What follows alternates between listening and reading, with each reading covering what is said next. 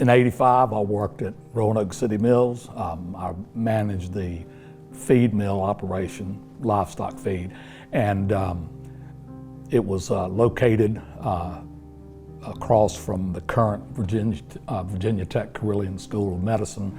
And that morning, of course, we had, everyone knew the volume of rain that we were getting, that it was going to be bad. And so I asked one of the older fellows that worked there, when do we need to get out of here? And he said, when it crosses the 50-yard line at Victory Stadium, we need to go, because we were very close to Victory Stadium. I mean, it was less than 100 yards from the mill, so we were very close. And so that's what we did.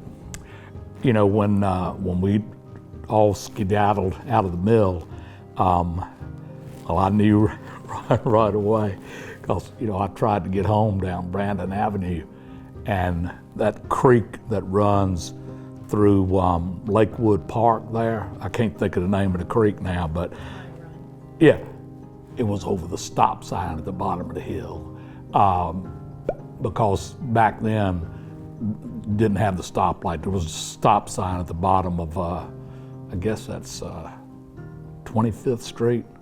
But I'm like, okay. I had no idea how to get to our house. It was on the corner of Brandon and Arlington. So I called, my wife worked at Branch and Associates. She was a project engineer there.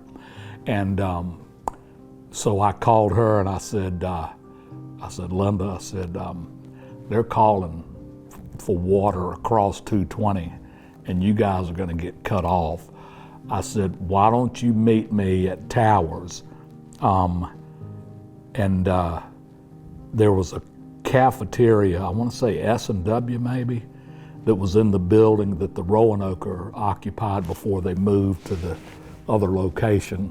And I said, meet me at the cafeteria and we'll figure out how we're going to get home. Because obviously there was no GPS back then. I think we did have a Roanoke city street map.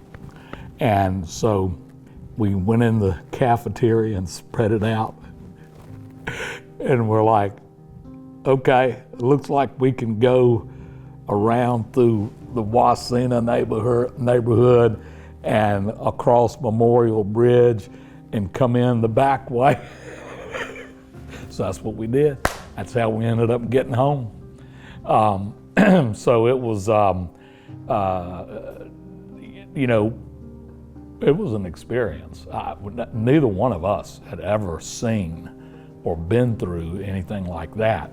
And of course on the news that night, it was all the recounting of all the rooftop rescues and all of that was going on. So then you really knew that it was way bigger than just our neighborhood, So anyway, we came back a couple of days later.